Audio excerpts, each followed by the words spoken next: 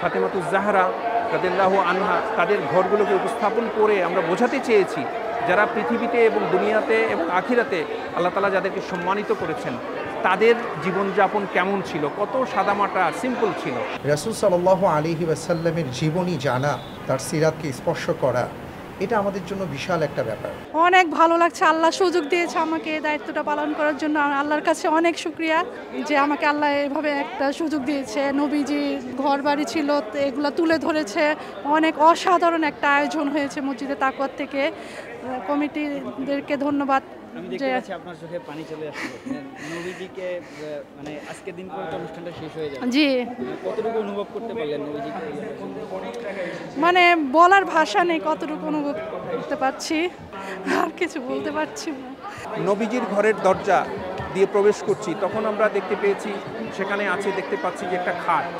তো বেশিরভাগ রেফারেন্সে আমি দেখেছি এবং আমাকে যে সকল আলেমরা মেন্টরিং করেছেন তারাও আমাকে সহযোগিতা করেছেন, নির্দেশনা দিয়েছেন যে যে খাটটা আমরা পেয়েছি সেটা খেজুর পাতার আঁশ আপনারা দেখেছেন যে এরকম আছে, দড়ি দিয়ে এটাকে বাঁধা হয়েছে এবং তার উপরে হয়তো অনেক ক্ষেত্রে চাটাই ব্যবহার করা হয়েছে। বেশিরভাগ ক্ষেত্রেই আমরা দেখেছি যে কোনো তোষকের অস্তিত্ব আমরা পাইনি, একটা মাত্র বালিশ আপনারা দেখতে পাচ্ছেন।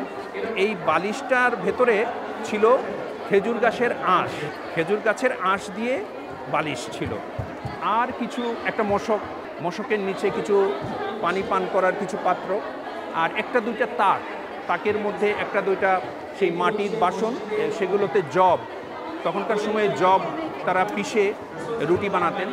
তো এরকম খুব মিনিমাম কিছু জিনিসপত্র এখানেই রাসূলুল্লাহ ইসলাম বসবাস করতেন। কি সাধারণ সাদামাটা জিন্দেগি ছিল তাদের, এবং সেখান থেকে তিনি সারা বিশ্বকে আলোকিত করেছেন। তার পাশের যে ঘরটি, এটা প্রায় অনেকগুলো বিবরণীতে এসছে। রাসূলুল্লাহ ইসলামের পাশের ঘরটিই ছিল ফাতেমাতুজ জাহরা রাদিয়াল্লাহু আনহার ঘর, সাইয়েদুনা আলী এবং ফাতেমাতুজ জাহরা রাদিয়াল্লাহু আনহায়ের ঘর। এবং সেখানে আপনারা দেখেছেন যে কোনো খাট নেই। আমি যত ঘাটাঘাটি করেছি এবং দেখেছি আমরা যে সেখানে বেশিরভাগ ইয়েতেই কোনো খাটের অস্তিত্ব পাইনি, এজন্য আমরা কোনো খাট রাখিনি। সেখানে দেখেছেন একটা বিছানা আছে, খুব পাতলা একটা বিছানা, এবং সেই সঙ্গে আমরা একটা দেখেছি যে একটা জাঁতা আছে। হ্যাঁ, ফাতেমাতুজ জাহরা তিনি জাঁতা দিয়ে পিষে জব পিষতেন এবং এটার হাদিসেও আমরা পেয়েছি, তাই আমরা একটা জাঁতা রেখেছি এবং খুবই সামান্য কিছু আসবাবপত্র। এই বিষয়। তার পাশের যে ঘরটি সেটা হলো উম্মুল মুমিনিন, আমাদের মায়েদের ঘরের একটা রূপক আমরা প্রেজেন্টেশন করেছি, এটা প্রতীকী উপস্থাপনা। সেখানেও খুবই সামান্য জিনিসপত্র, যেটুকু না হলে একজন মানুষ জীবন ধারণ করতে পারে না এরকম জিনিসপত্র। বেশিরভাগ ক্ষেত্রেই দেখা গেছে যে খাট নেই।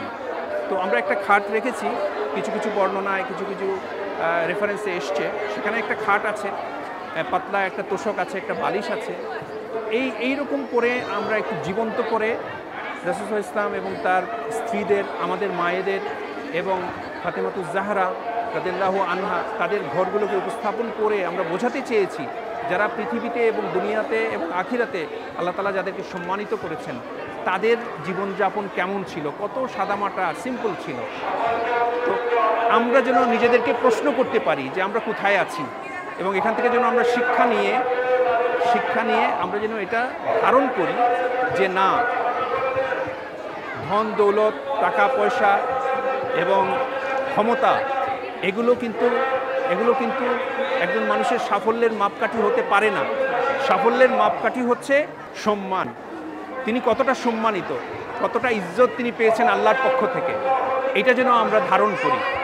এই জন্যই আমাদের এই আয়োজন। তার পাশে আমাদের মায়েদের ঘরের সামনে দিয়ে যদি আমরা হেঁটে আসি, তারপরে এখানে আমরা একটা জিনিস রেখেছি, আপনারা হয়তো দেখেছেন যে এই যে যেটা দেখতে পাচ্ছেন সেটা হচ্ছে যে একটা মোষক রেখেছি, কিন্তু এই মোষকটা পানের জন্য না, এটার ভেতরে দুধ ভর্তি করে তারা ঝাঁকিয়ে ছানা উৎপাদন করতেন, ছানা তৈরি করতেন। তো সেটার একটা প্রেজেন্টেশন আমরা রেখেছি।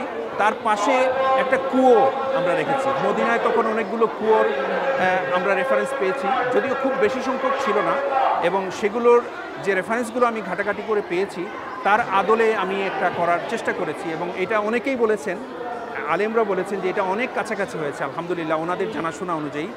এবং কুয়োতে আপনারা দেখবেন যে বালতিটা আছে সেটাও কিন্তু চামড়ার, সেই ক্ষেত্রেও কিন্তু চামড়া ব্যবহার করা হতো, চামড়ার বালতি দিয়ে পানি তুলতেন। একটা চামড়ার বালতির প্রেজেন্টেশন আছে, আবার ওই পাশেও একটা কুয়ো আছে, সেখানেও আপনারা দেখেছেন। তো কুয়ো কিন্তু ছিল খুবই জীবন ধারণের জন্য খুবই গুরুত্বপূর্ণ এবং খুবই প্রিশিয়াস তখনকার সময়ে। যার একটি কুয়ো ছিল তার জন্য পুরো পৃথিবীই ছিল, এরকম একটা বিষয়। তো এই জন্য আমরা কুয়োগুলোকে রেখেছি, কারণ এটা জীবনী শক্তির জীবন ধারণের অন্যতম একটা মাধ্যম ছিল। তার বাইরে আপনি যখন এই কুয়ো থেকে যখন ডান দিকে হেঁটে আসবেন, আপনি দেখতে পাচ্ছেন যে এখানে একটি ঘর আছে। এই ঘরটি হলো তুলনামূলক যারা অবস্থা সম্পন্ন ছিলেন তখনকার সময়ে, একটু ধনী ছিলেন, তাদের ঘরের একটি নমুনা আমরা রেখেছি। আমরা আসলে এই আয়োজনটি করেছি একটি মসজিদ বা মসজিদ ভিত্তিক যে আমাদের সোসাইটি আছে সেই সোসাইটির পক্ষ থেকে, এবং এটা একটা মসজিদের পক্ষ থেকে আয়োজনের একটা সীমাবদ্ধতা থাকে, এবং সেই সীমাবদ্ধতার মধ্য থেকেও আমরা চেষ্টা করেছি এই আয়োজনটিকে উপস্থাপন করবার, এবং আমরা বলবো যে আমরা ছোট পরিসরেই উপস্থাপন করেছি, এবং আমরা যেই আইডিয়াটা জেনারেট করেছিলাম সেই আইডিয়াটা এখন ছড়িয়ে দিলাম। এখন যদি কেউ চিন্তা করেন যে জাতীয় পর্যায়ে এমন কিছু করবেন, অবশ্যই আমরা সেটাকে ওয়েলকাম জানাবো, কারণ রাসূল সাল্লাল্লাহু আলাইহি ওয়াসাল্লামের জীবনী জানা, তার সিরাতকে স্পর্শ করা, এটা আমাদের জন্য বিশাল একটা ব্যাপার। আমরা পৃথিবীর অনেক জায়গায় অনেক কিছু দেখতে যাই, আমরা অনেক বড় বড় মিউজিয়ামে যাই অনেক কিছু দেখতে। আমাদের ছোট ছোট বাচ্চাগুলো কার্টুন দেখে, আমাদের ছোট ছোট বাচ্চাদেরকে অনেক কিছু ধরিয়ে দেওয়া হয়, দেখিয়ে দেওয়া হয়, ওটাই তার মনের ভেতরে একটা ছবি তুলে রাখে, এবং ওই অঙ্কিত ছবির উপরই ও সেই ধারণা নিয়ে বড় হয়। তা আমরা কেন আমাদের নবীজির জীবনের যে আদর্শ এবং তার সহজাত জীবন, সহজ জীবনকে উপস্থাপন করব না, যার মাধ্যমে আমাদের এই ছোট প্রজন্মই যখন বড় হবে বা আজকের যে প্রজন্ম আছে তারা চিন্তা করতে শিখবেন যে না, আল্লাহর নবীর জীবনযাপনটা যেমন ছিল আমরা কেন এমন সহজ জীবনযাপন করছি না।